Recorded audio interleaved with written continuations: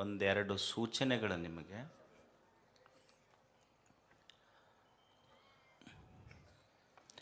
ಇದನ್ನು ವೇದಿಕೆಯಲ್ಲಿ ಹೇಳಬೇಕೋ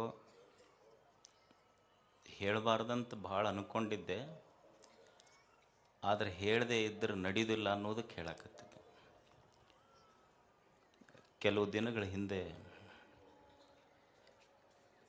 ಗವಿಸಿದ್ದೇಶ್ವರನ ಹೆಸರನ್ನು ರೈಲ್ವೆ ಸ್ಟೇಷನ್ಗೆ ಇಡಬೇಕು ಅಂತ ಅದೇನು ನೀವೇನು ಪೋಸ್ಟ್ ಮಾಡೋದು, ಆ ಸಂಘಟನೆ ಕೂಡೋದು, ಈ ಸಂಘಟನೆ ಕೂಡೋದು. ನಾನೆಲ್ಲ ಭಕ್ತರಲ್ಲಿ ಹೇಳೋದಿಷ್ಟೇ, ಗವಿಸಿದ್ದಪ್ಪಜ್ಜನ ಮಠವನ್ನು ನಮ್ಮ ಆವರಣ ಬಿಟ್ಟು ಒಟ್ಟ ಬಯಲಿ ಕರ್ಕೊಂಡು ಹೋಗ್ಬೇಡ್ರಿ. ನಮಗಿದೆ ನಿಮ್ಮೆಲ್ಲಲ್ಲಿ ಕೇಳ್ಕೊಳ್ಳೋದು.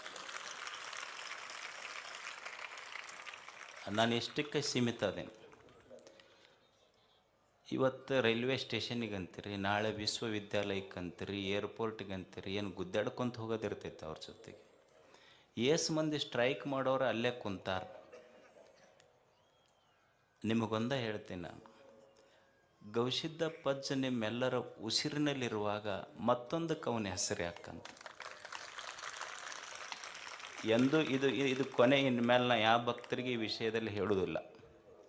ಎಂದೂ ಗವಿಸಿದ್ದಪ್ಪಜ್ಜನ ನಿಮ್ಮ ಭಕ್ತಿ ನನಗೆ ಗೊತ್ತೈತಿ, ಅದಕ್ಕೆ ಹೆಸರಿಡಬೇಕು, ಇದಕ್ಕೆ ಹೆಸರಿಡಬೇಕು, ಆ ಪೋಸ್ಟ್ ಮಾಡಬೇಕು, ಈ ಪೋಸ್ಟ್ ಮಾಡಬೇಕು. ನೀವು ಪೋಸ್ಟ್ ಮಾಡೋದಿಲ್ಲ, ನಮ್ಮನ್ನು ಪೋಸ್ಟ್ ಮಾಡ್ತಿರೋದ್ರಾಗಷ್ಟೆ. ಸೊ ಅದನ್ನು ಮಾಡಬೇಡ್ರಿ. ಎರಡನೇದ್ದು, ನನ್ನ ಮೇಲೆ ನಿಮಗೆ ಭಾಳ ಅಭಿಮಾನ ಇರ್ಬೋದು, ಪ್ರೀತಿ ಇರ್ಬೋದು. ಗವಿಮಠವನ್ನು ಇನ್ನೊಂದು ಮಠದ ಜೊತೆ ಹೋಲಿಸೋದು, ಗವಿಮಠದ ಸ್ವಾಮಿಗಳನ್ನು ಇನ್ನೊಂದು ಮಠದ ಸ್ವಾಮಿಗಳ ಜೊತೆ ಹೋಲಿಸೋದು, ಕಂಪ್ಯಾರಿಸನ್ ಮಾಡೋದು, ಅದಕ್ಕೊಂದು ಪೋಸ್ಟ್ ಹಾಕೋದು, ದಯವಿಟ್ಟು ಇದನ್ನೆಲ್ಲ ಮಾಡಬೇಡಿ. ನಾನು ತಿಳ್ಕೊಂಡಿದ್ದಿಷ್ಟೇ, ಇಡೀ ನಾಡಿನ ಎಲ್ಲ ಪೂಜ್ಯರ ಪಾದದ ಧೂಳಾಗಿ ನಾವು ಬದುಕಬೇಕಷ್ಟೆ. ಯಾರ ಜೊತೆಗೂ ಹೋಲಿಸ್ಬೇಡ್ರಿ. ಎರಡು.